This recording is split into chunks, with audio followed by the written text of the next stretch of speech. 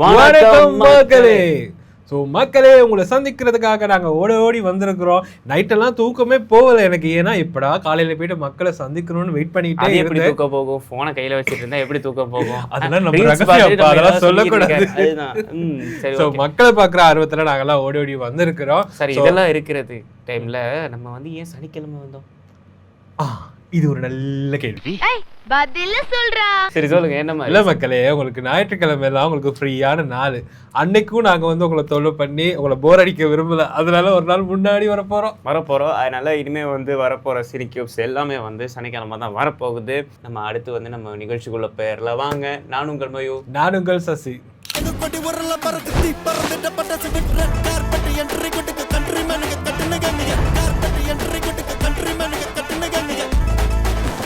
இப்ப பார்த்தோம்னா எல்லா இடத்துலயும் ட்ரெண்டிங்கா பேசப்பட்ட ஒரு விஷயம்னா என்னன்னு சொல்லுவீங்க நீங்க? ஏதாவது பெட்டரா யோசிச்சு வச்சிருப்பீங்க, நீங்களே சொல்லுங்க. சரி, ராமாயணா. இந்த ராமாயணா ஸ்டோரி வந்து எப்போ இதோட அப்டேட் வரும்னு சொல்லி நம்ம எல்லாருமே காத்துட்டு இருந்தோம். ஸோ அது மாதிரி அதோட ட்ரெய்லர் வந்து இப்போ ரிலீஸ் ஆகி இருக்குது.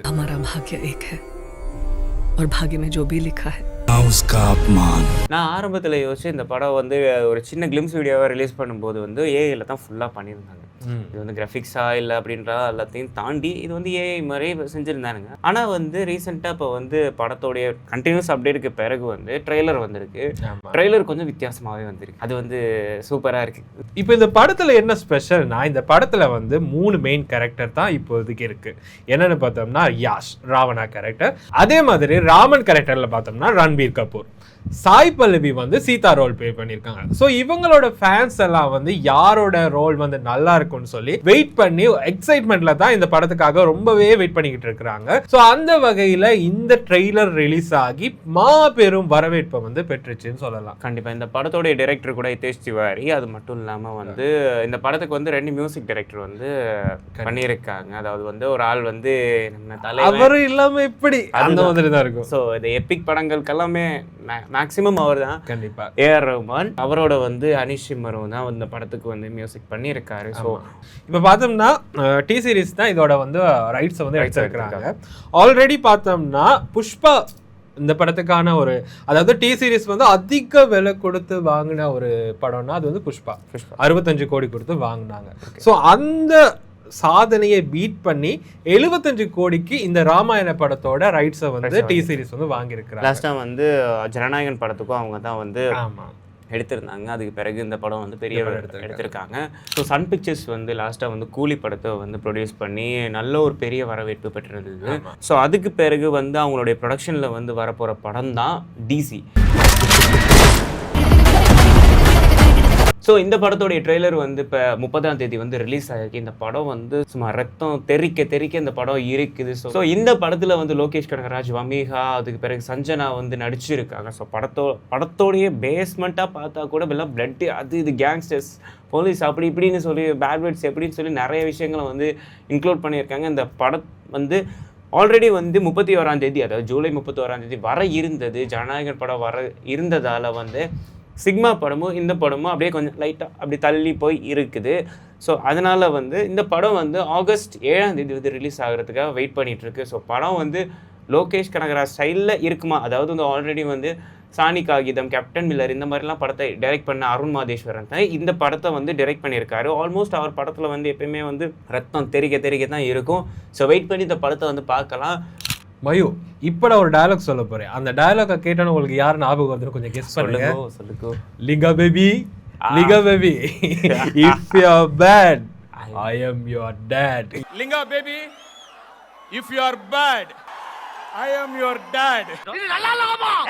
இத என்னைக்கு நான் நல்லா இருக்குன்னு சொன்னேன்? இது என்னங்கடா இது? ஓகே, இதுதான் ஃபுல்லா ட்ரெண்டிங்ல இருக்கு. இதுதான் ட்ரெண்டிங். ஏன்னா ரீசெண்டா தலைவன் பண்ண சம்பவம் அப்படி. இப்போ ரீசெண்டா பார்த்தோம்னா தனுஷோட பர்த்டே, அதாவது அந்த செலிப்ரேஷன்லாம் அவர் பேசுனது தான் இப்போ எல்லாம் வைரலா போயிட்டு இருக்குது. தனுஷ் பார்த்தோம்னா ஓம் படத்துக்கு அடுத்தபடியா வந்து டான் பிக்சர்ஸ் தயாரிப்புல நம்ம லப்பர் பந்து இயக்குனர் தமிழரசன் பச்சைமுத்துவோட இயக்கத்துல ஒரு படத்துல வந்து நடிக்கிறதுக்காக இருக்கிறாரு. ஸோ இந்த படத்தை பொறுத்த வரைக்கும் இந்த படத்தோட அப்டேட் வந்து ரீசெண்டா எதுவுமே வரல. ஸோ ரசிகர் மத்தியில வந்து இந்த படத்தோட அப்டேட் எப்படா வரும்னு சொல்லி வெயிட் பண்ணியே காத்துட்டு இருந்தாங்க. இந்த நிலையில இந்த படத்தோட இயக்குனர் என்ன சொல்லியிருக்காருன்னா, ரீசெண்டா வந்து தனுஷ்க்கு வந்து பர்த்டே விஷ் பண்ணிட்டு என்ன சொல்லியிருக்காருன்னா, இந்த படம் வந்து உண்மையிலுமே சூப்பர் டூப்பர் ஹிட் கொடுக்கும், அதே மாதிரி பிளாக் பஸ்டரும் ஆகும்னு சொல்லியிருக்கிறாரு. அது மட்டும் இல்லாமல் இந்த படத்தோட ஷூட்டிங் வந்து ஆடி மாசம் முடிஞ்ச பிறகு ஸ்டார்ட் பண்ணப்படும்னு சொல்லி அவர் வந்து அப்டேட் கொடுத்திருக்காரு. இது வந்து தனுஷ் ரசிகர்களுக்கு மிகவுமே ஒரு சந்தோஷமான ஒரு விஷயம்னு சொல்லலாம். ஸோ ஆரம்ப காலகட்டங்கள் எல்லாம் வந்து திரைப்படங்களுக்கு நல்ல முக்கியத்துவம் கொடுத்துட்டு இருந்த அந்த டைம்ல வந்து இப்போ வந்து ரீசெண்டாக வந்து படங்கள் வந்து கதை எழுதினா வந்து பெரிய பெரிய டியூரேஷனில் வந்து படம் எடுத்துடுறாங்க. ஸோ அந்த படத்தை எடுத்து முடிச்சுட்டு பாகங்களை தான் பிரித்து வந்து ஒரு முறையும் நமக்கு தர்றாங்க. ஸோ ஒரே பட்ஜெட்டில் செஞ்சுட்டு 2 ப்ராஃபிட் எடுக்கிற மாதிரி பார்ட் 1 பார்ட் 2, அதாவது பாகுபலி அந்த மாதிரி அந்த இதில் இருக்கிற மாதிரி இருக்கும். சீரீஸ்க்கு வந்து நிறைய வந்து ஒரு நல்ல வேல்யூ இருக்குது. ஸோ அதெல்லாத்தையும் தாண்டி க்ரைம் சீரீஸ்க்கு வந்து நிறைய வேல்யூ இருக்குது. அந்த விதத்தில் வந்து நம்ம வந்து மேக்ஸிமம் வந்து விலங்கு படத்தோடைய சீரீஸோடைய பாகங்களுக்கு வந்து நிறைய ஒரு வேல்யூ இருக்குது. அதே மாதிரி தான் வந்து ஸோ எஸ்ஜே சூர்யா வந்து நடித்து நிறைய பாகங்களாக ரிலீஸ் ஆன சீரீஸ் தான் வதந்தி சீரீஸ். ஸோ இந்த வதந்தி சீரீஸ் வந்து ரொம்ப நல்ல ட்ரெண்டிங்காக போய்கிட்டு இருந்தது. இந்த சீரீஸ்க்கு வந்து ஒரு எண்டு கார்டு வைக்காமல் வந்து ஒரு கண்டினியூஷனாக தான் கொடுத்தாங்க. ஸோ இதை தாண்டி இதுக்கு வந்து பார்ட் 2 வருமா அப்படின்னு சொல்லி ஒரு கேள்விக்குறி இருந்த டைமில் வந்து ஒரு 3 வருஷத்துக்கு பிறகு வந்து வதந்தி சீரீஸோட வந்து செகண்ட் பார்ட், அதாவது வந்து 2ஆம் பாகத்தோடைய அந்த கண்டினியூஷன் வந்து இப்போ இந்த வருஷம் வந்து ரிலீஸ் ஆக போகுதுன்னு சொல்லி அஃபிஷியலாக அனௌன்ஸ் பண்ணியிருக்காங்க. இந்த செகண்ட் பார்ட்டில் வந்து, அதாவது இந்த செகண்ட் சீசனில் வந்து சசிகுமார் தான் நடிக்க இருக்கிறாரு. ஆல்ரெடி அந்த படத்தை இந்த சீரீஸோட வந்து எல்லா வேலைகளும் முடிஞ்சிருச்சு. ஸோ ஷூட்டிங் எல்லாம் முடிஞ்சிருச்சு. இன்னும் கொஞ்ச நாளில் வந்து சீரீஸ் வந்து ரிலீஸ் ஆக போகுதுன்னு சொல்லி அஃபிஷியலாக அனௌன்ஸ் பண்ணிட்டாங்க. என்ன பொறுத்தவரை பார்த்தீங்கன்னா வெங்கி அட்லோரின்னு சொன்னாலே ஒரு படம் தான் எனக்கு மைண்டுக்கு வரும். எனக்கு 2024 துல்கர் சல்மான் நடித்த லக்கி பாஸ்கர். இந்த படம் பார்த்தாலே எனக்கு ஏதோ பண்ற மாதிரியே இருக்கும். ஏன்னா ஒரு மிடில் கிளாஸ், அதாவது சாதாரணமா ஒரு பேங்க்ல வேலை செய்யற ஒரு மிடில் கிளாஸ், அவன் லைஃப்ல சந்திக்கிற அவ்வளோ அவமானங்களும் அவனை எப்படி அதை மாத்த வைக்குதுன்னு சொல்லி ஒரு மாதிரி அந்த படத்தை வந்து ஒரு எண்டு வரைக்குமே ஒரு மாதிரி வித்தியாசமா கொண்டு போயிருப்பாங்க. முக்கியமான ஒரு டயலாக் என்னன்னா வந்து நம்ம எது வரைக்கும் போறோன்றது முக்கியம் இல்லை, எந்த இடத்துல நிப்பாட்டணுங்கிறது தான் ரொம்ப முக்கியம். கண்டிப்பா நீங்க கூட எப்பயுமே சொல்லியிருப்பீங்க, டே டீ குடிக்கிறது ஓகேடா, ஒரு இடத்துல நிப்பாட்டி தான் ஆகணும்ல, சுகர் வந்தே செத்துருவா அப்படின்ற மாதிரி தான் இருக்கும். மழை பெஞ்சா டீ குடிப்போம், புயல் அடிச்சா டீ குடிப்போம், குளிர் அடிச்சா டீ குடிப்போம், மான்சூன் டீ குடிப்போம், ஸ்ப்ரிங் டீ. டேய் என்ன நக்கலா? லைஃப்ல எல்லா விஷயத்துக்கும் அது ரொம்ப பொருத்தம். கண்டிப்பா. சோ இந்த படத்துல பார்த்தோம்னா இந்த படம் வந்து பார்ட் 1, அதாவது அப்டேட் இப்பவே கொடுத்துட்டேன். என்னன்னா இந்த படம் வந்து எப்படா பார்ட் 2 வரும்னு சொல்லி நம்ம எல்லாமே வெயிட் பண்ணிட்டு இருந்தோம். ஸோ இது தொடர்பா வெங்கி அட்லூரி கிட்ட கேட்கும் போது அவர் என்ன சொல்லியிருக்காருன்னா, இப்போ வந்து வெங்கி அட்லூரி நம்ம எல்லாருக்கும் தெரியும் விஸ்வநாத்.